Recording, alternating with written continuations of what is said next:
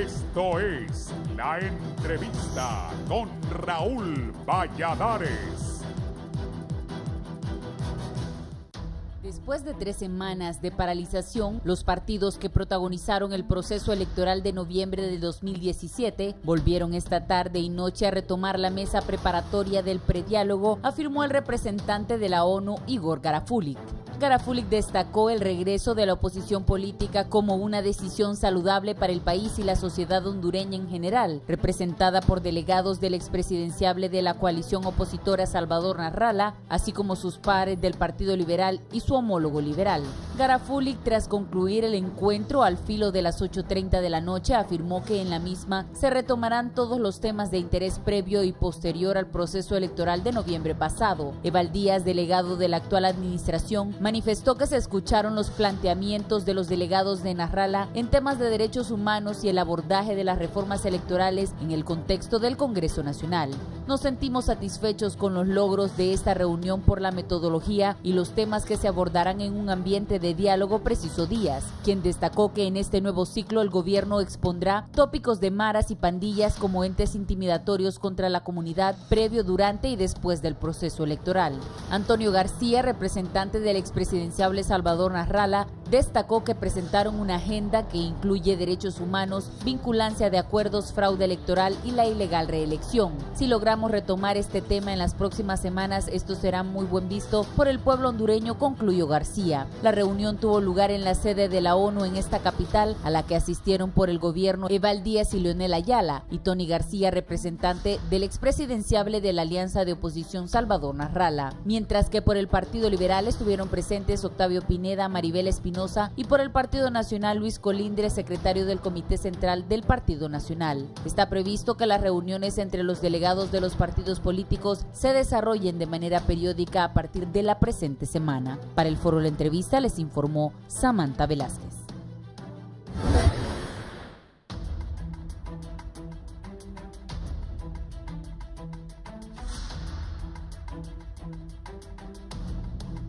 Buenos días, bienvenidos a la entrevista. Hoy martes 15 de mayo tengo 2 analistas, ya Samantha y Carlos Zelaya nos han presentado el previo de lo que fue ayer el reinicio del diálogo. Saludo al doctor Augusto Aguilar, que es del Consejo de Expertos Electorales de Latinoamérica. Doctor. Buenos días. El analista y catedrático universitario don Julio Navarro. Mucho gusto, Raúl, mucho gusto. ¿Cómo están? Bien. Julio, comentarios de que han reiniciado el prediálogo, diálogo. Pues pareciera que se van venciendo las resistencias. Raúl, a reconocer que Honduras, después de las elecciones, generó problemas estructurales de carácter político que para resolverlos necesita no solo de los tribunales, porque aquí desde que se judicializó la política, los tribunales siempre han sido la instancia donde los políticos van a resolver sus controversias, contrario a lo que pasó siempre cuando había el bipartidismo, que los conflictos se resolvían a través del diálogo. Hoy hay mayores resistencias porque también las causas que generan los distanciamientos son mucho más profundos y de mayor envergadura que los que habían antes cuando existía el bipartidismo. Pero aún con esto, yo sí creo que en Honduras se necesita acercar a las fuerzas políticas para buscar un entendimiento de estos problemas que generan distorsiones, me parece a mí, en la estabilidad institucional, también distorsiones en la actividad académica y en la actividad económica y en la imagen que da Honduras hacia el exterior. Entonces yo creo que habría que darle bienvenida al diálogo, pero que debe de ser un diálogo realmente serio, no un diálogo tramposo, que lo que se busca es ganar tiempo para adquirir ventajas comparativas de los partidos que tienen el poder político del país. Doctor Aguilar, ¿qué piensa usted? No, coincidimos con Julio. Solo le agregaría en que este diálogo ha tenido, diríamos, un comienzo un poco, llamaríamos irregular, porque en cualquier parte del mundo, antes de iniciar un diálogo, lo primero que se define es una agenda, cuáles son los puntos más importantes, por lo menos, que se van a discutir en ese diálogo. y eso no ha sucedido acá. Y la cuestión se vuelve más compleja cuando las personas o las fuerzas políticas que están involucradas ya no es uno o dos, sino que parece ser que son varios, y cada quien defendiendo o queriendo de luchar por sus propios intereses. Esa es una de las cosas. Y otra observación me parece a mí es que algunos de los puntos que están queriéndose llevar al diálogo no necesariamente se resuelven ahí, sino que en el Congreso Nacional. Por ejemplo, lo que son las reformas, o algunas de las reformas electorales, esas no necesitan ir a un diálogo, sino que simplemente discutirlas y ponerse al día o al tono con la situación en que estamos ahora en Honduras. Casi todos los países han reformado su ley electoral en la misma dirección y en la misma forma en que van avanzando la misma sociedad, o las fuerzas políticas han cambiado, como es el caso nuestro, que pasó de ser un país en que solo habían 2 partidos, ahora que ya son varias las fuerzas políticas. Sí, ayer Salvador Narrala estuvo aquí y decía que era fundamental para participar sus representantes en el prediálogo. Por cierto, estaba el señor García y Aristides Mejía Carranza representando a Salvador Narrala, aunque el señor Garafuli al final habló que Narrala iba a ser representado por otra persona, y entiendo que Aristides Mejía va a comenzar a formar el partido que anunció Salvador Narrala. Bien, habló de que era fundamental lo de los derechos humanos. Un momento, voy a poner ya la resolución que ya lo tenés. Bien, ponelo por favor, acérqueme ese televisor. Dice el comunicado de prensa que he emitido, dice: hoy finalizó la 5ª reunión entre representantes de las fuerzas políticas para definir las condiciones de un futuro diálogo político en el país. El señor Igor Garafuli, coordinador residente de las Naciones Unidas en Honduras, declaró: primero, representantes del Partido Liberal Nacional, representantes de la candidatura de Salvador Narrala y del gobierno actual participaron en esta reunión, de la cual hay acuerdos y decisiones específicas. 2, se definió que el tema prioritario para la siguiente reunión será abordar la violación de los derechos humanos, para cual se invitará a la secretaria de Derechos Humanos, la señora Carla Cuevas, los representantes de la Oficina del Alto Comisionado de las Naciones Unidas para los Derechos Humanos en Honduras, la señora María Soledad Paso, y las asesoras y los asesores en derechos humanos de los partidos políticos. Al finalizar esa sesión, se espera presentar a la ciudadanía y a las instituciones resultados y compromisos concretos. Les pregunto sobre eso del segundo párrafo. Los derechos humanos, Narrala hablaba de los muertos ocurridos y que ha reportado la Alianza de la Oposición. Julio. Ahora, Raúl, yo ese segundo tema, a mí realmente no me parece que en una mesa de diálogo vayan las partes a discutir el problema de las violaciones a los derechos humanos. Si es una responsabilidad de los organismos institucionales que existen para velar, monitorear o sancionar a quien corresponde sobre la violación de los derechos humanos. Yo creo que eso, más que diálogo sobre ese tema, debe ser una exigencia imperativa, que ya lo han hecho los organismos internacionales de derechos humanos al gobierno, que es el responsable de esto, de las violaciones de los derechos humanos, a que realmente aclare qué es lo que ha pasado, qué acciones ha tomado con los que han violado los derechos humanos y cuál es la política de aquí para adelante sobre eso. Pero ir a dialogar, o sea, a ver qué piensa usted, señora ministra, sobre la violación de los derechos humanos. ¿Qué va a decir?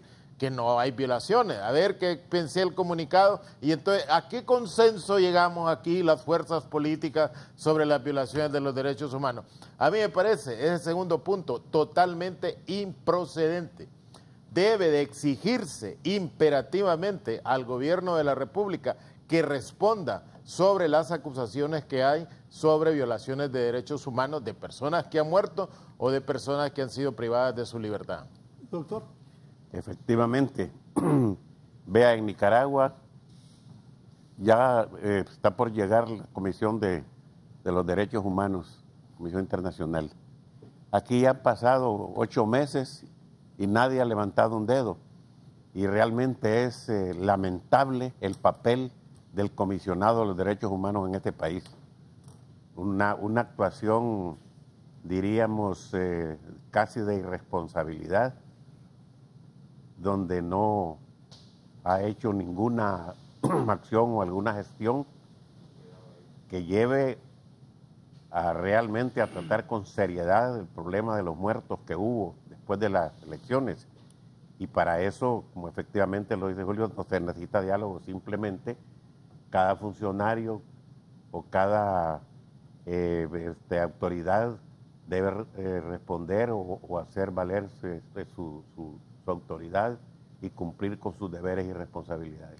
Voy a ir analizando con mis dos invitados estos tercer puntos. Otro de los puntos que extensamente se abordó fue el de ahondar en las investigaciones en torno a la crisis pre- y postelectoral en una mesa específica de trabajo. Se reiteró la necesidad de investigar las denuncias de los partidos políticos en los temas de la reelección presidencial, el fraude electoral y la participación de maras, pandillas y crimen organizado. Esto en las elecciones, Julio. Ese punto número... Se sonríe Julio aquí cuando... Ese punto número 3 significa que ese diálogo va a durar por lo menos unos 5 años. Porque mira, todos los ingredientes que le han agregado ahora a lo que inicialmente reclamaban los partidos participantes, de que habían habido controversias o que habían habido irregularidades en el proceso electoral de noviembre. Pero ahora le han agregado que hay que discutir sobre el problema reelección, si es legal, si no es legal, y luego hay que discutir sobre si las pandillas fueron a votar, si no fueron a votar, en qué lugares las pandillas sesgaron las elecciones, etcétera. O sea, te imaginas, ya para la policía es problema controlar el funcionamiento de grupos de pandilleros o de maras que existen, problemas de extorsión, y ahora la mesa del diálogo se va a meter a estudiar si las pandillas pudieron torcer los resultados electorales y en qué sentido los torcieron. Mira, una enorme cantidad de subjetividades que lo que nos damos cuenta es que las personas que están participando en ese diálogo, me parece a mí, por los partidos de oposición o por las fuerzas no del gobierno, están realmente totalmente inocentes, y hay que felicitar al gobierno porque ha logrado poner temas ahí que entretengan a la oposición en problemas por los cuales no se generaron los conflictos postelectorales. 5 años entonces. 5 años para discutir. ¿Te imaginas? Un pandillero, ¿por quién votó usted? ¿En qué mesa votó usted? Torció el proceso electoral, coaccionó para que fueran a votar, etcétera. Y eso se debe a que el partido de gobierno supone que los buenos resultados que tuvo Narrala en el departamento de Cortés, Raúl, que no los tuvo estas elecciones Narrala, los tuvo el 2013. El 2013 Narrala barrió Cortés con todas las estrategias que tenía el partido de gobierno, y Narrala volvió a barrer en estas elecciones. Pero hay una idea de algunos partidos que creen que el triunfo contundente que le dan a Narrala en Cortés es por la participación de las pandillas. Sí hay más cantidad de pandillas en Tegucigalpa que en el departamento de Cortés. Pero digo yo, ¿cómo partidos de oposición permiten que en ese diálogo le metan esos temas? Cuando son temas demasiado sensibles, demasiado controversiales y demasiado difíciles de investigar. Si aquí es difícil investigar quiénes son los causantes materiales de los muertos que existen, ahora nos vamos a meter a quiénes son los causantes materiales del sesgo electoral que haya en una determinada mesa. Para usted, doctor Aguilar. No me queda ninguna duda que todo esto es una estrategia del gobierno para darle tiempo y que se vaya agotando el espacio para las fuerzas opositoras. Y hay una cuestión en ese punto que se acaba de leer que me da risa, que se va a discutir la legalidad o la ilegalidad del presidente que tenemos. Si ahí está la Constitución, como que no supieran leer, parecieran analfabetas. Ahí está la Constitución, no le han reformado una tan sola letra. Ahí está prohibida la reelección y lo triste y grave es que también está la responsabilidad a las Fuerzas Armadas de garantizar la alternabilidad en el ejercicio de la presidencia de la República y no han movido ni un dedo. Eso es hasta ridículo llevarlo a un tema de discusión cuando ahí está la Constitución que nunca se reformó, que todo esto se produjo por una acción dañina, perversa de una sala de lo constitucional que le hizo tanto daño a este país como ningún otro organismo o presidente se lo había hecho. Vamos al cuarto. Otra cosa, Raúl, realmente ese punto es una trampa. Exacto. Para los partidos de oposición. Cuando pasaron las elecciones, ¿quién hablaba de maras y pandillas? Luego trajeron a colación eso, o sea, que hay que meter las maras y pandillas. Entonces debieron haber emitido un decreto, me parece a mí, antes de las elecciones, el gobierno con todos los votos que tiene, de que todo aquel que sea sospechoso de pertenecer a una mara o pandilla, se le priva el derecho a votar, porque ahora están trayendo a colación esas cosas que me parece a mí improcedentes. Eso lo que demuestra, esos puntos, es que por parte de la oposición realmente no hay políticos así con experiencia que quieran resolver los problemas que generó el proceso electoral. El 4 dice, asimismo, un sentir que fue ampliamente compartido fue el de trabajar, oigan bien, por el fortalecimiento del Estado de Derecho por medio del apoyo al proceso de la reforma electoral y de la modernización de las instituciones públicas. Otro elemento, en Honduras hay un reconocimiento de toda la fuerza, incluso de países del exterior, de que tenemos una debilidad institucional, ¿no? Y que la debilidad institucional es la que gravitó fundamentalmente en la legitimidad del proceso electoral. Hoy, a mí me parece bien que se buscara dentro del diálogo un acuerdo para fortalecer las instituciones del Estado de Honduras, o sea, desgobernar, diríamos, el manejo institucional que existe sobre aquellas actividades de carácter electoral y que eso puede conducir a una reforma electoral fundamentalmente en aquellos puntos que son controversiales. Pero hay otra cosa que resolver. Mira, el diálogo, los temas iniciales del diálogo, pareciera que llegó el Congreso a sustraerlos, a robárselos y llevarlos a la mesa de discusión del Congreso Nacional, cuando irresponsablemente el Congreso anterior no realizó el trabajo que debía de hacer cuando se aprobaron reformas constitucionales para ajustar la ley electoral a las nuevas situaciones. Hoy nuevamente se lleva el diálogo ahí y a mí me parece que en Honduras sí debía de haber un esfuerzo colectivo de las instituciones políticas en Honduras por rescatar la institucionalidad y fortalecer el funcionamiento de estas. Hay 3 puntos importantísimos, lo rescatable ahí, que deberían haberse resuelto sin necesidad del diálogo, las reformas al sistema electoral. Son varias, pero 3 son las importantes y con eso ya las otras pues pasan en un segundo plano. Primero, lo de la segunda vuelta. Segundo, lo de la forma de integrar el Tribunal Supremo Electoral. Tercero, el procedimiento o forma de cómo integrar las mesas. Esos son los 3 puntos importantísimos y que constituyen una debilidad de nuestro sistema electoral. Y este necesario ya se hubiese hecho porque desde la vez pasada la Unión Europea lo recomendó. Fue una de las sugerencias que hizo. Y por eso en esta elección de noviembre no quería participar la Unión Europea, porque aquí no quisieron tocar esos temas ni hacer la reforma, para evitar, si se hubiese hecho las 2 crisis o las 3, pudieron haberse evitado. ¿Todo eso requiere reforma constitucional? Sí, no, solamente los dos, la segunda vuelta y la integración del tribunal, ahí eso necesita reforma constitucional, lo de las mesas no. Entonces, y hay una cantidad de cosas que ya simplemente sin reforma constitucional pueden hacerse. Ahora, es importantísimo lo que voy a decir. Si esas reformas no se hacen este año, se va a encontrar mucha dificultad ya para el próximo, porque ya surgen las candidaturas de los movimientos internos hay intereses de grupos o de personas. Y habrá nuevos eso partidos, dificulta. dicen, según se Y dice, es ¿no? muy probable. Y la otra cosa importante, Julio, Mándame lo que me enviaste ayer. es que debe regularse, ese es parte, otro punto importante, debe regularse y ser más estricto con los requisitos que deben llenar los partidos para ser creados o para inscribirse. Y asimismo, el regular nuevamente, porque la Sala de lo Constitucional lo echó al basurero, la forma en que, o las causas por las cuales un partido debe dejar de existir cuando no tiene ni votos ni diputados. Que en todos los países del mundo, un partido que no alcanza determinados resultados, entonces queda o pierde su membresía. Y aquí, así como estamos, solo hay dos causas por las cuales un partido desaparece.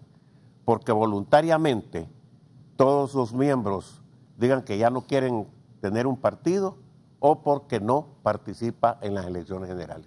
Más adelante vamos a hablar de eso. Sí. Yo he escuchado últimamente, por ejemplo, parte del Partido Nacional, que están planteando distritar Sí, la elección. sí. ¿Eso también quiere reforma constitucional o no? Sí, requiere de reforma constitucional, pero desde mi punto de vista eso es irrelevante y no cabe para nuestro país, porque diputados por distrito, como que si los diputados son los que administran fondos y tienen la responsabilidad del desarrollo, si los diputados su principal papel es ir a legislar. Para eso existen las municipalidades y existen las instituciones del Estado para todo lo que es relacionado con la administración pública y el desarrollo de los proyectos de todo tipo. Quinto dice, en relación al mediador o facilitador, se continuó discutiendo sobre definir las atribuciones de este rol, así como la importancia de garantizar el cumplimiento de acuerdos que emanen de esa mesa del diálogo. Ese número 5 es más que todo de un mecanismo del manejo del diálogo. Y para eso existe normativa internacional, ¿va? ¿Cuál es el papel de un mediador o cuál es el papel que debe desempeñar con las fuerzas contendientes del proceso? Yo creo que eso es de trámite, pero también... ¿Cómo van a garantizar, Julio y doctor Aguilar, el cumplimiento de los acuerdos que emanen de esa mesa? Eso se debe a qué? Los representantes que están en ese diálogo tienen fuerzas políticas en el Congreso Nacional. O sea, ¿Narrala tiene diputados o no tiene diputados? No tiene. No tiene. No. ¿Partido Liberal tiene diputados? Sí tiene. ¿Partido Nacional tiene diputados? Sí tiene. Un minuto. Partido Liberal tiene diputados, pero unos le pueden hacer caso al presidente del Central Ejecutivo y otros no. ¿Y otros no? No. Bien sabes que está Elvin y Luis divididos. Entonces, doña Maribel Espinosa, yo la vi anoche, a la abogada a quien saludamos, estaba ahí en representación. ¿Ella quién representa? A Luis Zelaya. A Luis Zelaya. Pero Luis ¿Cuántos diputados tiene Luis? Tiene menos que Elvin. Menos que Elvin, o sea, 10 menos 2 o 10 más 2. Por eso te digo, entonces los liberales están divididos. ¿Qué tal viene Elvin y dice que no sería raro? No, no estamos de acuerdo. Raúl, era la ventaja de los diálogos del bipartidismo, ¿va? Claro. Vos recordás, se reunían en la casa de Picho Goldstein, en la casa de Jorge Arturo Reina, en la casa de Memi Acosta Bonilla, ahí se ponían de acuerdo y ahí salían para el Congreso, se emitía una acción de la y se aprobaba todo. Esa capacidad de diálogo lo ha perdido hoy las fuerzas políticas que están en contienda, porque muchas de esas personas que están hoy dialogando a nombre del país, uno no sabe ni de dónde vienen, realmente han aparecido de la noche a la mañana, entonces su arraigo con el país es realmente dudoso, como para que puedan dar respuestas que consoliden al país como tal. Entonces, ese punto puede ser unos puntos más delicados, porque ¿a qué se puede comprometer Narrala ahí? Esa es la debilidad que tiene Narrala. ¿Qué se puede comprometer si los 30 diputados son de libre? Narrala no tiene un diputado, no un tiene regidor, diputado, ni un alcalde. Entonces, el traspaso de la mesa al Congreso Nacional, Narrala no tiene vaso comunicante. El Partido Liberal tampoco tiene vaso comunicante consolidado, porque tú me dices que la bancada, y así es, está realmente dividida, ¿va? Habría que ver, y si la bancada del Partido Liberal está dividida, y la división es mayoritaria a favor de uno u otro, es más difícil para que logre 85 votos, que es la reforma constitucional que requiere ese número. Doctor y Julio, importante. O sea, Narrala... O sea que está débil. Narrala realmente, no, entonces. ahí Narrala no representa nada. Porque si no tiene diputados. Bien. Porque todo esto tiene que ir al Congreso, ¿no? Para darle cumplimiento tiene que ir al Porque con Congreso. razón querían decir que los acuerdos el Congreso tenía que aprobarlos, pero no era así. No creo que Mauricio Oliva, como presidente del Congreso, va a querer que le impongan algo. Ajá, entonces Narrala... Entonces, Raúl, aquí vamos al otro elemento. O sea, el diálogo más importante está en el Congreso, entonces, no allá. Porque en el Congreso están las fuerzas políticas que pueden decidir un giro en la Constitución de la República o en la legislación electoral. Y no allá, porque allá no hay garantía de que haya el paso vinculante. Sí, me parece que es cuestión de estrategia y de procedimiento. Vean ustedes, los problemas, tanto en Honduras, hablo de problemas grandes como en otros países. ¿Qué pasó en Honduras cuando la opción B? El diálogo se hizo fuera y se llevó al Congreso a legalizarlo. Venezuela, Colombia... Solo ahí, pero le recuerdo lo que acaba de decir Julio. Sí, sí. Había bipartidismo. Claro. Claro. Sí, pero solo hablo del procedimiento. En Colombia, el diálogo se hizo en Cuba y luego se llevó al seno del Congreso y a un plebiscito. La paz en Centroamérica, primero se hizo el diálogo y después se legalizó en cada país. Comenzó en Esquipula. Sí, entonces esa es una de las cosas. Ahora, en el caso del Partido Liberal, el gran problema del Partido Liberal, no de hoy, sino que de los últimos 8 o 10 años, es que hay una carencia de liderazgo fuerte en ese partido. Entonces pasó de haber tenido grandes líderes a tener ahora varios líderes o un liderazgo compartido. Ese es el problema, no de ahorita, sino que de los últimos 8 años por lo menos en el Partido Liberal. Y eso es lo que pasa, ahora, de lo que estamos hablando. ¿Una facción de los liberales en el Congreso cree vos que puede arropar a Narrala? Pues ayer que hablé con Narrala, creo que a Narrala no le interesa. ¿No le interesa? Sí. Porque, mira, para participar en un próximo proceso electoral sin reformas electorales profundas, yo solo creo que los partidos de maletín pueden estar interesados en participar. Pero un partido de oposición que quiera ganar las elecciones sí necesita que hayan reformas electorales profundas que le garanticen un proceso electoral realmente transparente. Si no, nada tiene que hacer.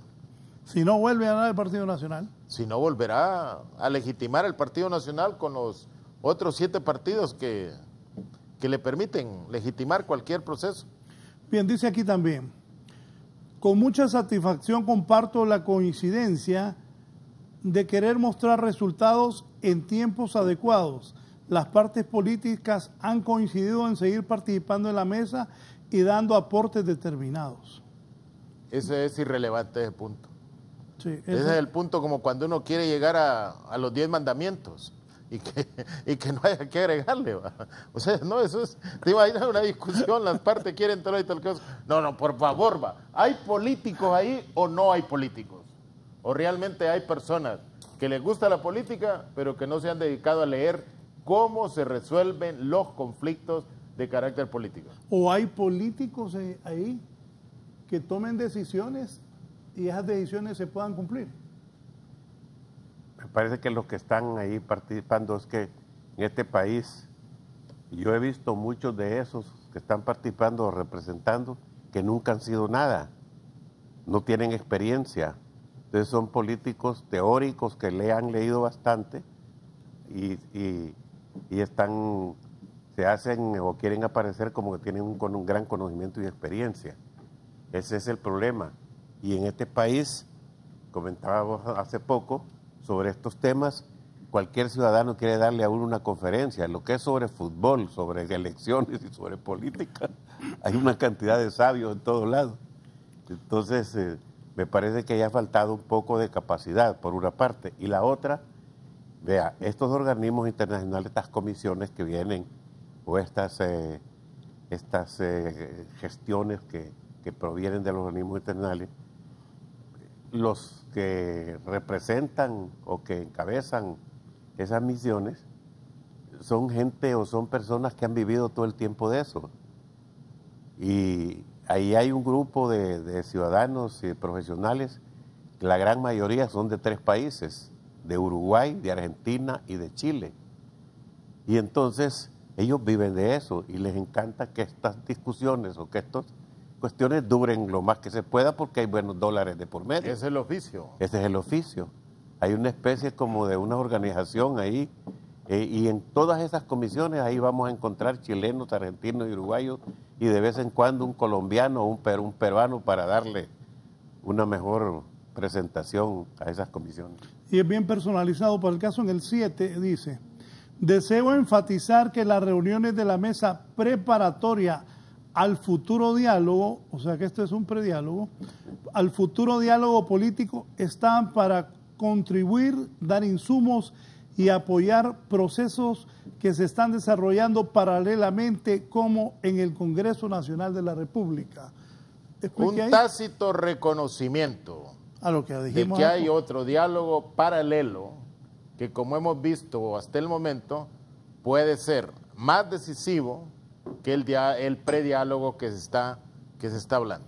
Por eso a mí me parece que el Congreso Nacional, al robarse las ideas que estaban planteadas en el diálogo, le ha hecho una buena jugada para deslegitimar cualquier proceso de diálogo entre las fuerzas políticas que discrepan de los resultados del proceso electoral. Raúl, ¿qué generó realmente este problema? Mira, el problema que hoy vivimos no lo ha generado tanto el problema de la reelección ni nada, porque eso lo dieron por aceptado al participar los partidos. El problema está generado porque no hay credibilidad sobre los resultados que dio el Tribunal Supremo Electoral. Y eso ha traído las manifestaciones, las muertes, los presos, etcétera. Entonces, esos son los puntos a resolver. Y derivado de eso, dice, las sospechas de fraude, ¿a qué se deben? A la estructura administrativa, cómo funciona el proceso electoral hoy en día, llámese Tribunal Supremo Electoral. Hacia esas dos cosas hoy debe enfocar. Pero aquí te hablan de que cada partido debe llevar insumos. ¿Qué insumos va a llevar? Entonces, eso puede convertirse realmente en un proceso demasiado largo que como decía Augusto, puede llegar el 2020 y todavía no se ha resuelto y no hay espacio para reformas electorales y las cosas seguirán como están. ¿Quién está representado ahí? El Partido Nacional sí está bien representado. Está el ministro de la Presidencia, Valdías. Por el Partido Liberal está la abogada Maribel Espinosa. De ahí está Tony García y Aristides Mejía Carranza por Salvador Narrala, que no tiene un solo diputado en el Congreso, ni tiene partido político. Está hablando de crear un partido político. Entonces, Narrala está ahí en condición de qué? Pues porque ya no es, está desligado de la alianza, ya no hay alianza. El Pino creo que va de vez en cuando, Guillermo Valle, un día dice una cosa y otro día dice otra, y el Partido Liberal, vuelvo al Partido Liberal, viene doña Maribel Espinosa y llega a un acuerdo en esa mesa. Pero como inteligentemente y hábilmente, como político, Mauricio Oliva llevó también diálogo al Congreso. Entonces, pues, Maribel Espinosa está de acuerdo con algo, pero ahí en el Congreso, Elvin Santos dice que no. Y que es el líder de la bancada. Por eso. Y es el presidente de la Comisión de Reformas Electorales. O sea, ¿te imaginas qué cargo más importante le dieron ese hombre? ¿Va? Por eso, entonces, los que están en el diálogo, los que representan a Narrala no tienen un diputado. Sí. Los liberales están representados por doña Maribel, que representa al presidente del Central Ejecutivo, al ingeniero Zelaya, pero el que manda en el Congreso de los liberales es el señor Elvin Ernesto Sánchez Ordóñez, el príncipe, que, como dice Julio, oiga bien, maneja la comisión electoral también. Claro. Y jefe de la bancada del partido. Sí, entonces eso... Ese diálogo que están ahí en Naciones Unidas, Sí. lo siento un poco débil. No, es que está muy débil, porque la otra cosa que no hemos dicho, si Libre, que es la fuerza más importante de oposición, bueno. no está presente. ¿Cuántos diputados tiene Libre? 30. Ajá, 30 de Libre, Sí, más la mitad de Elvin. sí, ¿Y entonces? sí. No, ahí... Elvin tiene 12 diputados. Más creo. Más. Y el problema ahí es que Libre no está participando y es la principal fuerza de oposición. Esa es una de las cosas, y por eso es que también no ha prosperado mucho ese diálogo. Pero es importantísimo, que sobre eso hemos estado hablando, que hay una cantidad de cosas de las que se están discutiendo que no merecen ni estar presentes en una agenda. Los puntos importantísimos son los que deberían de estar ahí, 5, 6, 8, 10 Claro. puntos concretos sobre eso, como lo han hecho los grandes fuerzas contendientes en otros tiempos y en otros países, que se discute y se dialoga sobre lo toral, sobre lo importante, y lo demás se resuelve, hay tiempo para resolverla. Pero en este caso hay algunas cosas que sí son de urgencia y demasiado importantes, como son los que he mencionado anteriormente, la segunda vuelta, la integración del Tribunal Supremo, lo de las mesas y lo de regular la participación o inscripción o cancelación de los partidos políticos. Ahora, Raúl, el televidente puede pensar, bueno, ¿y esto que solo son críticas sobre lo que se está planteando en ese diálogo? Y vea, las críticas responden porque ahí está la responsabilidad en ese grupo de personas que se están reuniendo para buscar soluciones a todos estos problemas. Entonces deben de asumirse aquellas situaciones que han llevado a esta crisis postelectoral que existe, Bueno, pero no andar con Yo creo que medias tintas. que más que crítica estamos diciendo una realidad, porque con lo que yo acabo de decir y que ustedes lo han avalado, Sí. los representantes en ese diálogo están débiles. Totalmente. No, mira, el Partido Nacional está fuerte ahí. No, por Los puntos que Julio, por eso aclaré. Sí, sí. El Partido Nacional bien Claro. representado por el ministro de la Presidencia, Claro. de Valdías, pero los demás... Y eso, mira, a diferencia del punto número 1 sobre violaciones de derechos humanos, los demás puntos se nota la presencia del Partido Nacional conduciendo las discusiones que van a haber dentro de ese diálogo. Porque yo solo creo que el punto número 1 sí ha de ser muy sensible para el partido de gobierno. Los demás pareciera que salieron del escritorio del estratega del Partido Nacional que ha venido manejando el partido en los últimos 10 años. Y si visualizan, tanto en este prediálogo de las Naciones Unidas como en el Congreso, los nacionalistas son muy fuertes. Efectivamente. Y hay una cosa que quisiera hacer una observación porque es muy importante, porque se ha hablado tanto de la alianza y de Salvador Narrala en este diálogo. Vea, Salvador Narrala está participando desde el punto de vista y estrictamente legal como una persona. La alianza ya no existe. De acuerdo a la ley, las alianzas se hacen solamente para participar en el proceso electoral. Eso está legislado.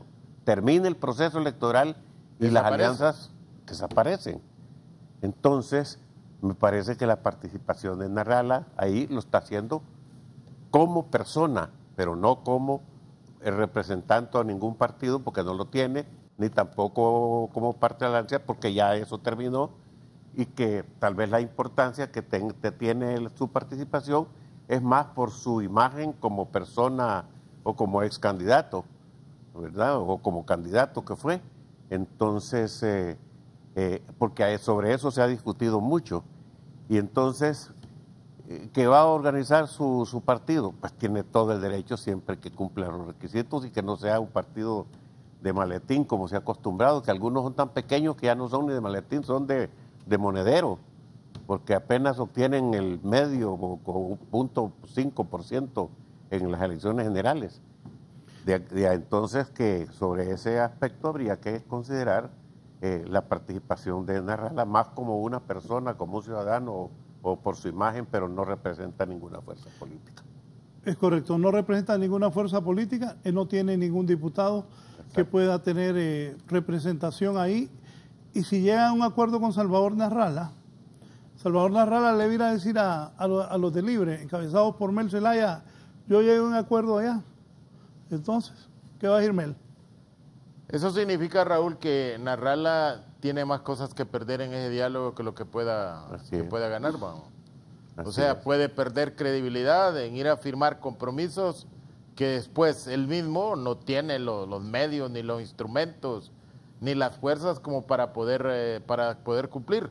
Los asesores de Narrala deben de tener, me parece a mí, mucho cuidado de cuál es el papel que va a desempeñar Narrala dentro de ese diálogo, porque puede quedarse, me parece a mí, comprometido en decisiones que no tienen nada que ver con las fuerzas que él puede representar en el Congreso Nacional. Por eso es que uno no entiende, ¿por qué Narrala rompe con la alianza actualmente si todavía no era el momento?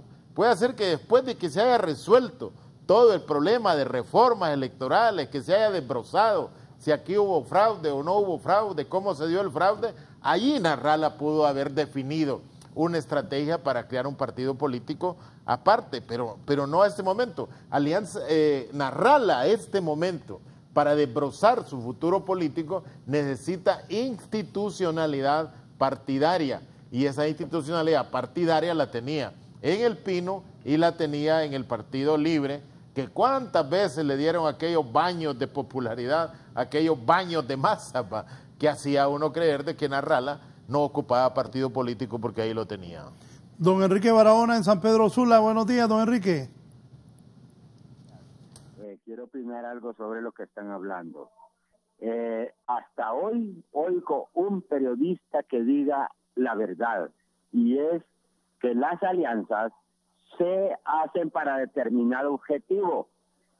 Pasado el objetivo, ya no es alianza, y nadie lo había dicho. Hasta hoy escucho, porque siempre escucho este noticiero, hasta hoy escucho a un periodista que diga que la alianza, que ya no existe la alianza, porque es cierto, las alianzas son para determinados momentos, y me gusta que haya opinado así porque nadie lo ha hecho, y eso se lleva un laurel porque está diciendo la verdad. Me gusta ver ese noticiero porque siempre hablan con la verdad. Muchas gracias. Muchas gracias a usted por su llamada desde San Pedro Sula. Voy a leer la parte final, sí, para que salgamos de esto. Aquí está. Bien, en el inciso 8 y 9 dice: la siguiente reunión se va a desarrollar el próximo lunes 21 de mayo en el edificio de las Naciones Unidas, esperando contar con la participación, oigan bien, de los mismos actores políticos. O sea, si alguien quiere meter cizaña, o sea, Mel, ni te presentes. Parte de los acuerdos han sido el compromiso de tener líderes por cada partido político y del gobierno que participe regularmente de ese espacio. Esto a fin de darle continuidad y que facilite la construcción de acuerdos. Espero que este proceso continúe desarrollándose de manera regular y logrando acuerdos concretos para avanzar en aras de la transparencia, la buena fe y el fortalecimiento del Estado de Derecho en Honduras, dice el señor Garafuli. Pues, así están las cosas. Sí, yo lo veo con muchas reservas, los avances que puedan tener, en primer lugar. Y la otra cuestión que es importantísima es que si la oposición, la verdadera oposición, que está representada por el Partido Libre, no está participando en todas estas discusiones o diálogos, entonces los resultados van a ser insuficientes como para lograr lo que se está pretendiendo y que lo han recomendado los mismos organismos internacionales: evitar las crisis y los problemas de cada elección y que el país tenga tranquilidad y gobernabilidad. Melvin López Herrera, buenos días. Se equivoca totalmente Navarro, como muchos otros, al sostener que la reelección se avaló participando la oposición en el proceso electoral. Primero, la participación de la oposición obedeció a un llamamiento del Tribunal Supremo Electoral para cumplir con el mandato constitucional de ir a elecciones. Segundo, si la oposición no hubiera participado en el proceso, se habría retirado el Partido Nacional, se pregunta. ¿Habría el Tribunal Supremo Electoral declarado desierto el proceso? Si en ese proceso siguen con el Partido Nacional y sin la oposición, ¿cómo había quedado integrado el Congreso Nacional con 128 diputados nacionalistas y un presidente elegido por casi el 100% de los votos? Raúl, yo creo que el televidente tiene razón. Los partidos que estaban en contra de la reelección se miraron obligados a participar, porque si no participaban, el partido de gobierno tenía 6 partidos políticos que lo acompañaban al proceso electoral, suficiente para legitimar un proceso electoral ante el mundo entero. Y entonces se miraron obligados a ello. Pero yo lo que creo es que al verse obligados por las circunstancias, prácticamente legitimaron la participación del Partido Nacional con un candidato de reelección. Entonces, hasta el momento esa es cosa juzgada. Hay capacidad política para revertir eso a este momento de que se pueda cuestionar.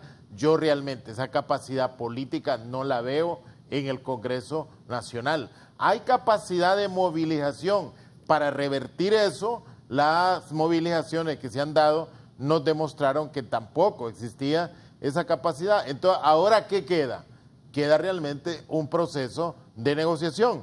Y en ese proceso de negociación, a mí me parece que los partidos de oposición sí debían lograr llegar a consenso. ¿Para qué? Para agilizar un proceso electoral antes del 2021 o realmente para poder transparentar los procesos electorales que han sido últimamente muy cuestionados. Vea, si la oposición, si el Partido Libre y el Partido El Pino no hubiesen participado en la elección general, aplicándoles la ley, desaparecen como partido, pierden su membresía, la hubieran perdido. Eso es lo que dice la ley. Entonces estaban obligados a participar. Tiene razón el televidente, estaban obligados a participar porque si no participaban entonces desaparecían. Pero en lo que yo sí quiero es que pensemos, que nos detengamos un poquito. ¿Qué es lo que sucedió? Las protestas y las marchas, si hubiesen realmente, si habría una voluntad genuina en contra de la reelección, las protestas y las marchas se hubiesen hecho antes, como sucedió en Paraguay. Cuando el presidente del Paraguay quiso hacer lo que hizo Juan Orlando acá, el pueblo marchó y hasta fue a quemar el Congreso Nacional. Y hasta ahí llegaron las pretensiones de reelección en Paraguay. Entonces eso faltó en Honduras. Hubo de cierta forma, no sé si una especie de conformismo o paro o de tranquilidad o de intereses o de tantas cosas. Hay muchas hipótesis sobre eso. Sí, tengo a don Iván Díaz desde la Lima Cortés. Don Iván, buenos días. Sí, buenos días. Muy bonito su programa, siempre lo escucho y lo veo. Sí, quería decirle con respecto a lo de Narrala que él no tiene partido político, ¿verdad? Pero tiene la mayoría de popularidad ciudadana. Siempre el pueblo lo eligió, pues, y él tiene la mayoría de gente que lo sigue. Sí, el problema, jefe, es que usted ahorita ocupa diputados. Sí. Que digan si se votan a favor de una reforma constitucional o no. Y ahí Narrala tiene una debilidad. No tiene diputados. Así es. Puede Narrala sacar todos simpatizantes que usted le atribuye a las calles para obligar a una reforma constitucional, habrá que verlo.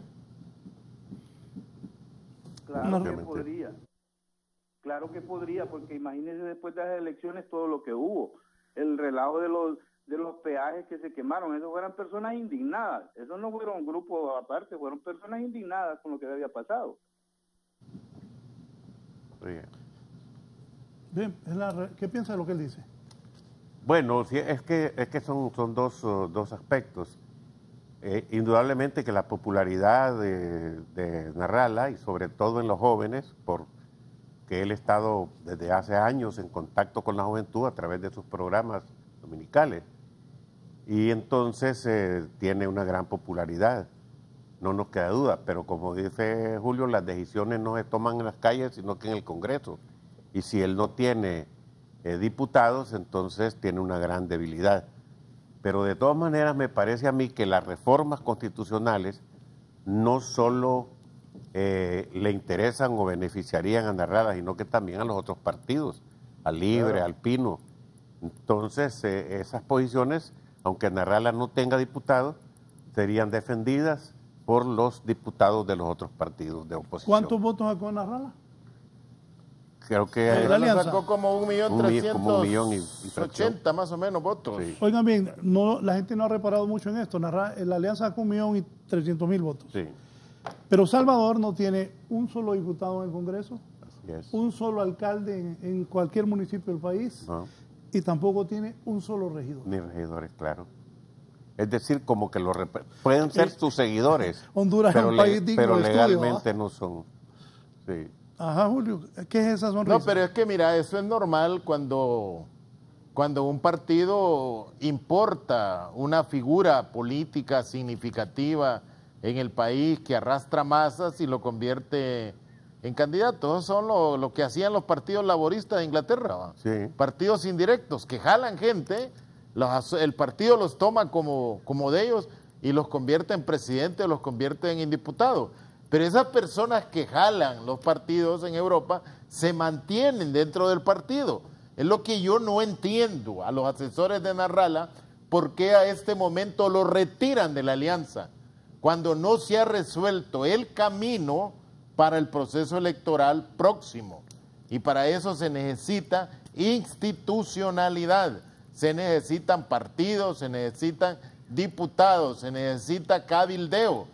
Y entonces yo no entiendo cómo quiere alguien dejar a Narrala huérfano como líder de masas, como líder de población, pero sin institucionalidad política. Porque lo que hablan ellos de que van a crear una institucionalidad, pero crear esa institucionalidad está en manos del Tribunal Supremo Electoral, que allí va a continuar mientras no se reforme la ley electoral. Y uno a futuro puede decir, ¿le convendrán a los otros partidos que Narrala pueda crear un partido en particular para él? Eso también es otro tema de discusión a futuro, porque los partidos, Raúl, actúan de acuerdo a su estrategia y de acuerdo a sus intereses. ¿Va? Claro. Los amigos de hoy serán los adversarios del mañana, y los adversarios de hoy pueden ser los amigos del mañana. Así es. Y es que se ha presentado un fenómeno último. Solo un minuto. Sí. Voy a Ocotepeque con don César Dera, después don José Luis Mencía en San Pedro Sula. Don César, buenos días. Sí, Raúl. ¿Me escucha? Sí, lo escuchamos. Raúl, el asunto en Honduras es lo siguiente. Mira. La juventud tuvo una perspectiva de Narrala al principio muy diferente. El problema es la ambigüedad que esta persona tuvo en los últimos 8 meses, que no es ni chicha ni limonada. Decía, sí, no, esto yo lo dije, esto no fue así. La juventud ya le captó la mente y este hombre la popularidad la perdió totalmente. Que vengan los departamentos del interior a querer formar un partido político, va a quedar un nuevo partido de maletín. Y eso es un hecho. Aquí la gente en Ocotepeque que votó por él, ¿saben qué dicen? Este loco peor hubiera sido como presidente por la misma situación del hombre. Bien, gracias don César desde Ocotepeque. Voy a San Pedro Sula, José Luis Mencía y luego don Jacobo López. José Luis, buenos días. Buenos días, licenciado. Buenos días. Gracias por la oportunidad. Buenos días, licenciado. Gracias por la oportunidad que me da de participar en su programa. Pues a menudo seguimos su programa y nos percatamos de las personas que usted hace llegar a él, ¿verdad? Para uno como ciudadano es difícil analizar a todos estos personajes porque hay unas incongruencias bárbaras, ¿verdad? el político es un tipo que nosotros lo hemos catalogado como un hipócrita, pues. Un día dicen una cosa, otro día otra cosa, nunca se acomodan a un bien común, a un beneficio común. Muchas veces miro su gesto, licenciado Raúl, se ríe, porque usted sabe que todo lo que ellos, la mayoría van a decir ahí como políticos, es hipocresía, pues, ¿verdad?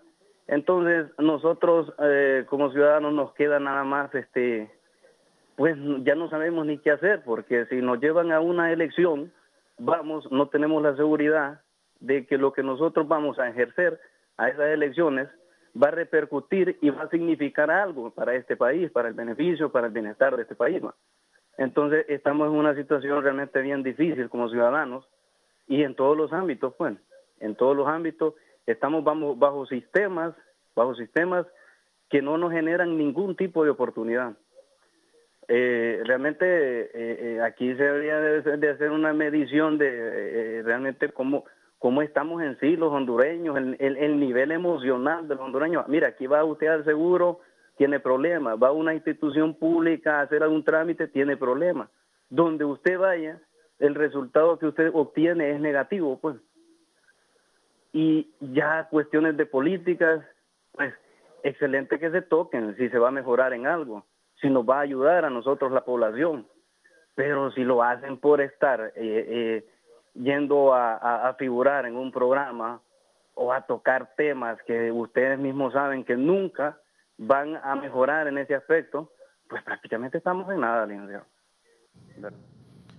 Bien, muchas gracias. ¿Comentarios?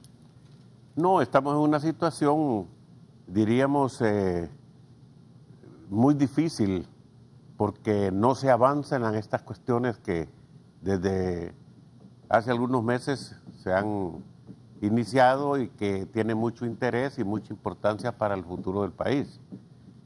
Es una lástima que los mismos organismos internacionales tampoco creo que han asumido una responsabilidad más útil para la población hondureña.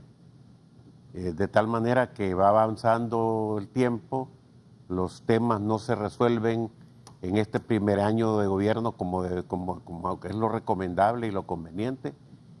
Y creo que ese diálogo, como bien lo hemos estado diciendo desde hace un rato, en la forma en que está diseñado y cómo se está desarrollando, lo que está procurando más bien es retrasar, avanzar en el tiempo y que al final se tomen las decisiones equivocadas. Raúl, hemos dicho que se ocupa diálogo, pero se ocupa un diálogo resolutivo, que dé soluciones a los problemas que generaron todas estas incertidumbres políticas que nosotros tenemos. Entonces, esas fuerzas políticas que van a participar deben de tener realmente la fuerza para hacerse sentir en el Congreso Nacional, porque hay que reformar leyes. Y es aquí yo donde me atrevo a decir, mira qué día te lo digo, Narrala va a volver a la alianza.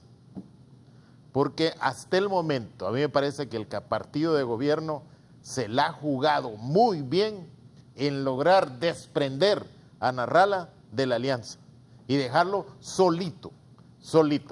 Y la alianza por otro lado, porque eso le debilita a Narrala. Yo te voy a poner un caso del pragmatismo que tienen los partidos políticos.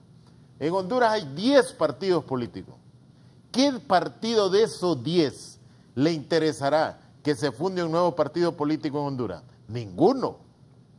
Mira, los 3 partidos grandes que hay hoy en día, Partido Nacional, Libre y Partido Liberal, ¿les interesará que se forme un nuevo partido político que pueda disputarles algún lugar de esos 3? Tampoco.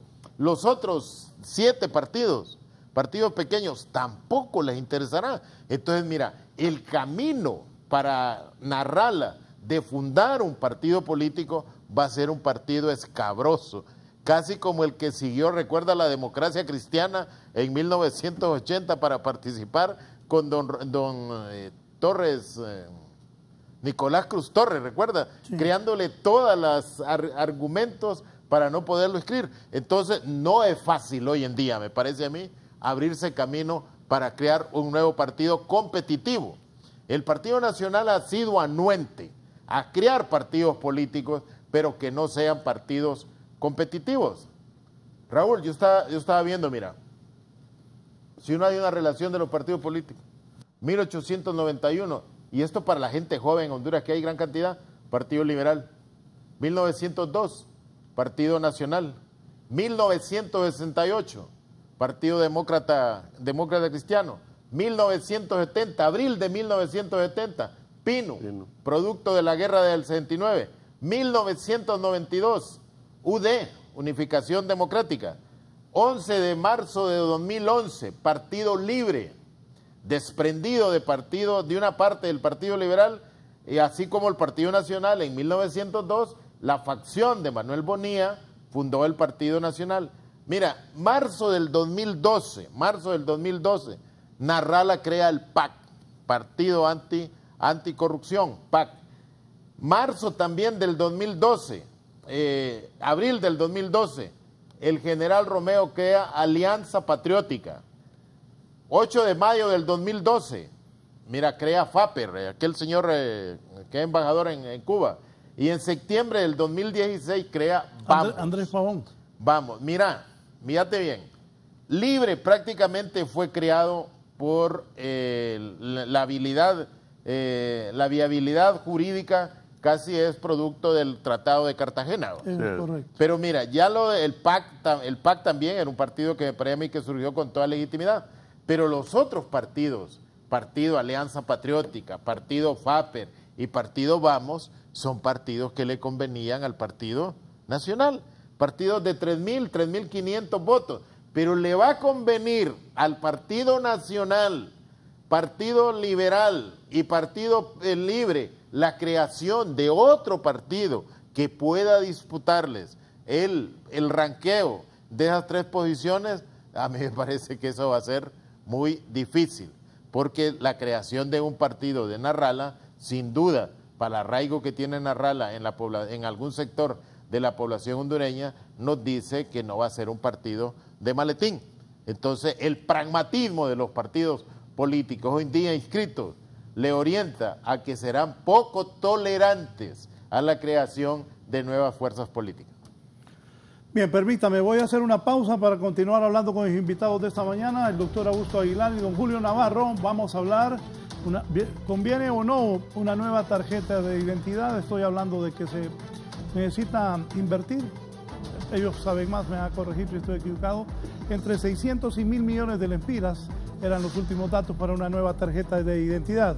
También las reformas electorales, qué tan importantes van a ser para el próximo proceso electoral, y los nuevos partidos políticos de los que está hablando don Julio Navarro, también ya se van a dar cuenta. Me decía un amigo ayer que es experto en finanzas, oíme, es buen negocio hacer un partido político y después ir a recoger varios millones de lempiras. Volvemos.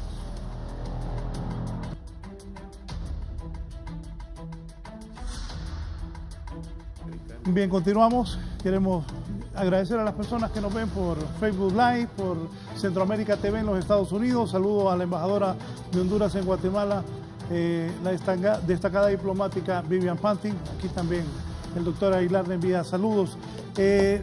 Las reformas electorales y eso de los distritos, ¿va o no va? Lo de los distritos para mí es una cuestión que no ni conviene ni beneficia al sistema electoral, ni debería ser aceptado por los partidos de oposición. Eso trae una problemática pero extraordinaria. Me parece que, como ya lo he dicho, lo más importante en estas reformas electorales son los 3 puntos que he mencionado, y sobre todo porque hasta la misma OEA y la Unión Europea lo vienen diciendo que para evitar la crisis, como ya se ha hecho en casi toda América Latina, deben existir 2 vueltas, porque si solo se hace en la primera, cuando hay varias fuerzas políticas, entonces el que resulte electo apenas lleve el apoyo de un porcentaje menor del 40%. Entonces, llega un gobierno deslegitimado. Y eso resuelve el problema del fraude y otras cosas, o por lo menos contribuye a evitar el fraude así tan descarado, tan señalado y criticado como se ha producido en los últimos 2 procesos electorales en Honduras. De tal manera que me parece que esas reformas son tan importantes y son urgentes porque deben de iniciarse o aprobarse en este año, insisto, porque ya después resulta más difícil. Eso en cuanto a las reformas electorales. Julio. Raúl, siempre se ha pensado, tomando el modelo inglés, el modelo norteamericano, de que distritar el voto es acercar la representación del diputado a la población que lo elige. Pero eso uno comienza a asumir, como decía Augusto, de que el diputado tiene funciones de carácter administrativo. Exactamente. Pero realmente el diputado no tiene esas funciones. Aquí no. El diputado tiene la función de legislar. Y mira, las diferencias de carácter geográfico en Honduras no son tan profundas como para que una legislación pueda ser sesgada a una región o a una mancomunidad, como le llaman ellos en particular hoy en día. Pero siempre está eso de que en departamentos que tienen una enorme cantidad de diputados, como Cortés, Francisco Morazán, incluso Lloro, Choluteca, Santa Bárbara, que tienen 9, hay gente que no conoce a los diputados. Entonces se ha pensado en una opción de distritar. Yo particularmente te digo, a mí me parece que la forma más democrática de elegir representantes a un parlamento o a un senado es en base a la fórmula proporcional, ¿va? O sea que uno debe de proporcionar la representación y eso se hace en base a un coeficiente electoral para que así estén participando todos los que concurrieron a las elecciones de acuerdo a su capacidad de votos. ¿Te imaginas en Honduras hacer 128 distritos uninominales? Te los agarra alguien de esos que tienen enorme cantidad de dinero en un distrito y te gasta todo el dinero ahí para elegir, puede crearte un parlamento realmente muy, muy sesgado. Yo sí creo que aquellos departamentos que tienen gran cantidad de diputados como Francisco Morazán y los que mencioné, sí debía un poco de segmentarse al tipo de representación, pero nunca crear distritos uninominales o crear distritos electorales sin que lleven el cociente electoral, porque eso redistribuye los votos. Podían buscarse opciones, ¿va? O sea, vos aquí tenés, por ejemplo, Francisco Morazán. Mira, tiene representación en el Congreso Nacional, diputados como de allá de los municipios del norte, de Talanga, de todo eso. Yo veo que no. Tienen en el sur tampoco.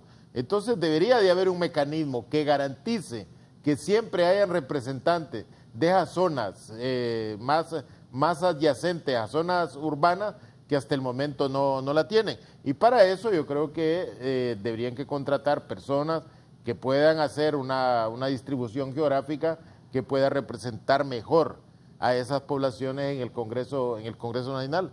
Mira, Raúl, ser diputado por Francisco Morazán es mejor que ser diputado por Colón, por Intibucá, porque aquí, mira, la mayoría de gente de Francisco Morazán, ¿quién conoce los diputados? ¿Qué puerta le van a tocar? El único que le tocaba en la puerta aquí era Marco Antonio Andino. Pero mira, ser diputado de Colón es tener la población ahí en la puerta de tu casa cada vez que abrís buscando un favor. Me dice un empresario de San Pedro, yo sí quiero ser, bueno, ahora le ha entrado el gusano de la política a este señor, yo sí quiero diputados de distrito. No, que él sí quiere diputados, no que él quiere ser diputado. Él es un empresario exitoso, ya decía yo. Es que allá anda somos buenos amigos, allá anda un político cantándole al oído para ver si lo convence, pero este es vivísimo, no creo que se deje. ¿Vos crees que ser diputado es ser tonto?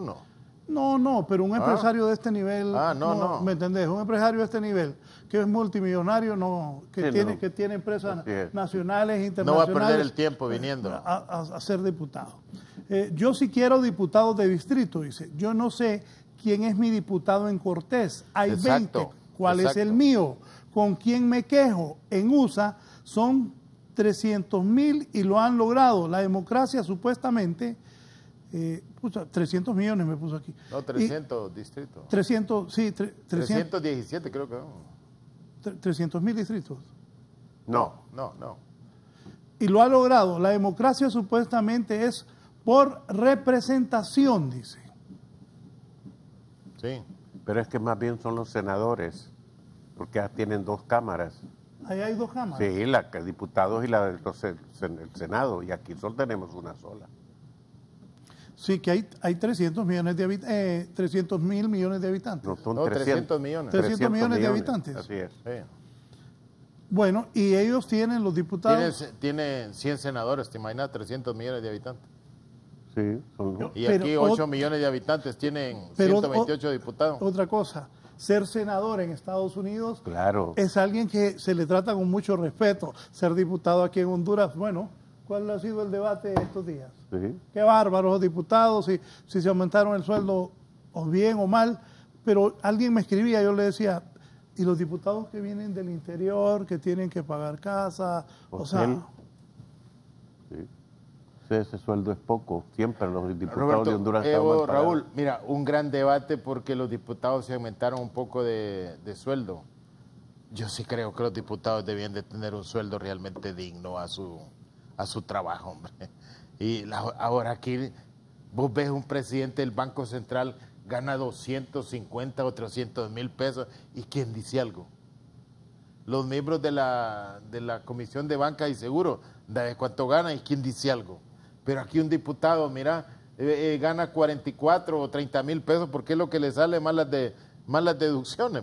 Le arman aquel escándalo. Yo sí creo que al diputado debían de pagarle bien, pero también exigirle su trabajo y me parece a mí su arraigo al país y no tanto su sesgo partidario al partido que lo elijan. Sí. Yo ya pasé. La nueva tarjeta de identidad son 600, bueno, así, en la campaña antes, Anduray me decía aquí que son entre 600 y 1.000 millones, ustedes dos conocedores de eso. Ocupamos la identidad. ¿Vos andas la tarjeta cuando tenías 25 años? No, cuando... En el 94 la saqué yo. Mire, ¿Te acordás de las elecciones del 97? No, del 95 fue, 94. 93. Reina... No, del 97. ¿Con cuál vas a votar, Raúl? ¿Con la vieja o con la, con la nueva? Y después el Partido Nacional dijo que habían perdido por la vieja, ¿va? Y se referían a la tarjeta de identidad. Y los chucos se referían a otra cosa. Sí, Raúl, mira, a mí me parece que no debe ser parte de la agenda político-electoral una nueva tarjeta de identidad.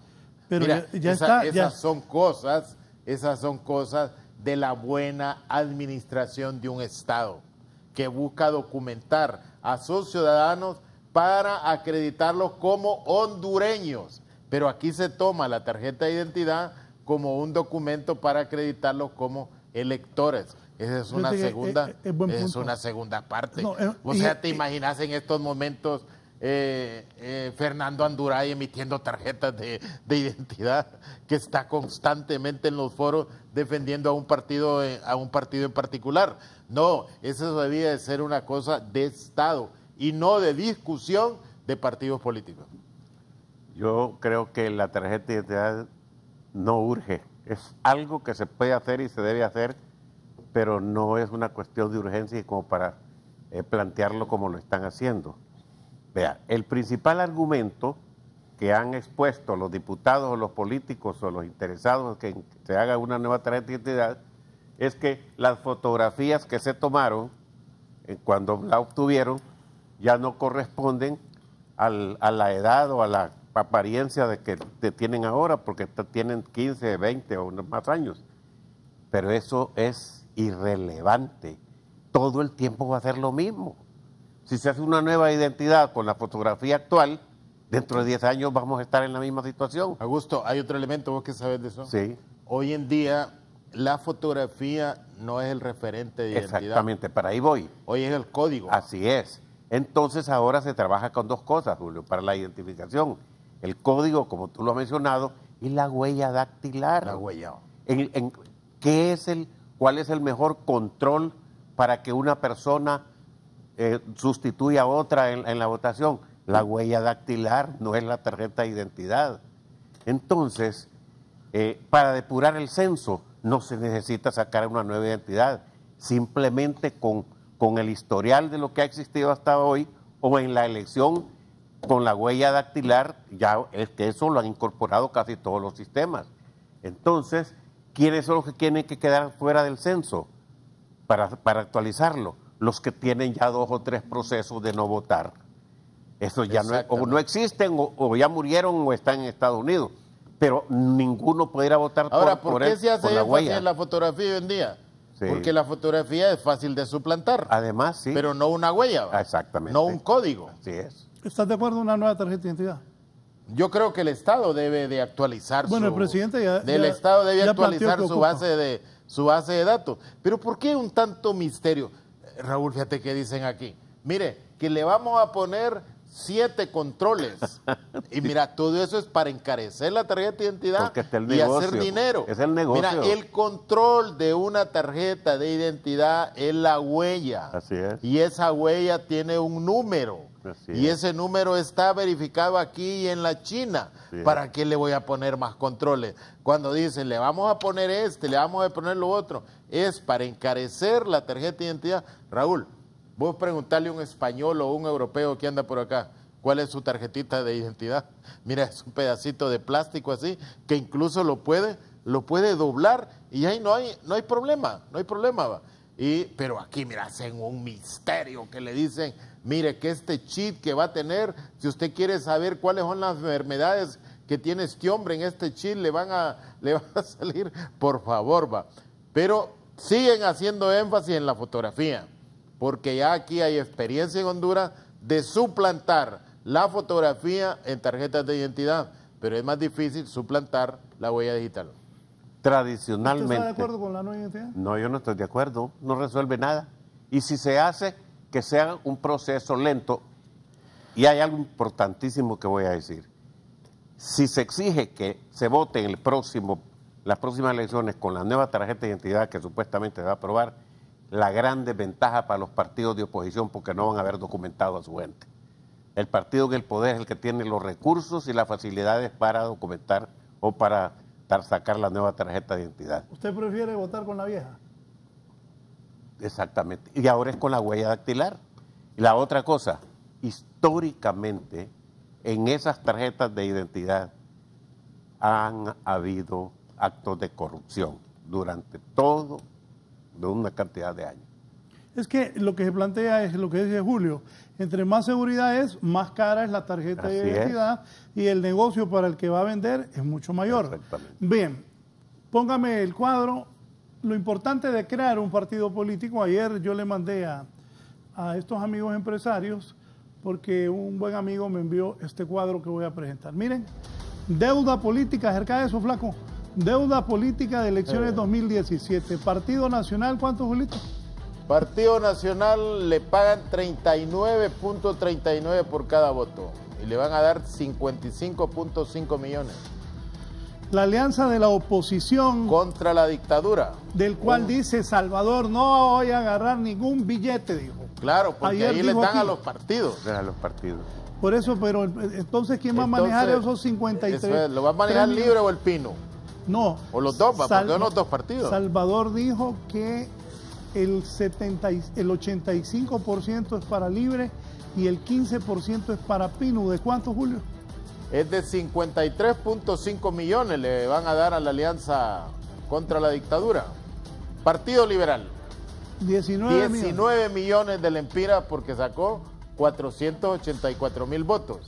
Pero mira lo interesante para abajo. De aquí para acá pongan atención. Alianza Patriótica, 6,517 porque le tomaron los votos para alcalde, Raúl. Sacó 6,517 le tomaron los votos para alcalde, que es la planilla mayor votada que él tiene. Pero mira, ya para Alianza Patriótica el voto no vale 39.39, sino que vale 1,279. Toda aquella persona que fue a votar por el general le dio el Estado 1,279 lempiras, 15 centavos por ir a votar por el general. y al Partido del General le van a dar 8.336.000. ¿Por qué? Dice la ley electoral que ningún partido político puede percibir menos del 15% del partido mayoritario. Cuando estaba el PINU, la Democracia Cristiana y la UD, era el 30%. Yo recuerdo en el 2005, 5 lempiras reconocía el Estado por un voto electoral. Ha venido subiendo. Entonces, mira, el Partido Anticorrupción vale 5.983 votos y mate el partido de Narrala, el PAC, de sacar casi 500.000 votos, pasó a 5.983. Pero la señora Marlene Alvarenga va a manejar, va a recibir 8.3 millones. La Democracia Cristiana va a recibir 8.3 millones. El voto de la Democracia Cristiana vale 1.412.92. Unificación Democrática, 4.633 votos, va a recibir 8.3 millones. Frente Amplio, 3.151 votos. Por favor, Raúl, saca más votos el presidente de un patronato de una colonia de Tegucigalpa que el de un partido como el Frente Amplio con 3.000 votos. ¿Saben qué pensé? Pero hay una cosa, ¿no? Tal vez estamos, no sé, yo no sé quién sacó ese cuadro, pero el que sacó ese cuadro debería saber lo que dice la ley electoral, que un partido que no tiene más de 10.000 votos no tiene derecho. Flaco, espérate que falta más. No tiene derecho a la deuda política. Entonces, un partido, repita, sí, esto es importantísimo. De acuerdo a la ley, el partido que no obtiene 10.000 votos no tiene derecho a deuda política. Entonces ninguno de ellos tiene. De acuerdo a la ley. Porque sacaron, claro, 6.517 y 3.000. Entonces, pero para no dejar tan en blanco la posición del que dio ese cuadro, el negocio de esos partidos pequeños no está en la deuda política, sino que en las credenciales. ¿En las? Credenciales. Vea, en esta elección, Julio, varios de los observadores que vinieron, que yo soy amigos, que anduvieron en mesas. Volvamos, Edgar. Los miembros de las mesas no sabían a qué partido, muchos no sabían a qué partido estaban representando. Esa es usted la idea de lo que... Augusto, ¿cuánto se gastará en crear un partido político? ¿Cuánto en crear? ¿En cuánto puede invertir uno? Para que creemos uno. Sí, no, es que depende de la popularidad del candidato. No, yo te digo formalmente, ¿cuánto? Yo creo que necesito crear una estructura en 150 municipios. Sí, no, yo creo que algunos... ¿Le pongo 8.000 pesos por cada estructura? Sí, más o menos. 10.000, ponele. Bueno, estás hablando de entonces 1.500.000. 1 millón de lempiras. ¿Sí? O tal vez menos. Bueno, por todo, porque como contribuyen varios, ¿verdad? Y después armo planilla. Y después, Raúl, me siento a rogar a Dios de que el que gane por 3 millones. Para que ahí me toque el 15% de la cantidad de esos votos. Esas son las imperfecciones, mira. Entonces, ¿se necesita más partidos políticos en Honduras? No, y es que con ese tipo de partidos, Dios nos libre. Son más grandes, un patronato que un partido político de eso. Gracias, Julio. Mucho gusto. Doctor. Ok. Doctor Raúl. ¿Su mensaje a la población? No, que es necesario que en este país se hagan las reformas al sistema electoral en los aspectos más importantes. Tiene necesariamente que haber una segunda vuelta, necesariamente una nueva forma de integrar el Tribunal Supremo Electoral y nuevas formas de integrar las mesas. Son los 3 puntos torales y déficit y deficiencia y defectos de nuestro sistema. Bien, gracias a nuestros televidentes por permitirnos ingresar a sus hogares. Siga en sintonía de Canal 11. Buen día.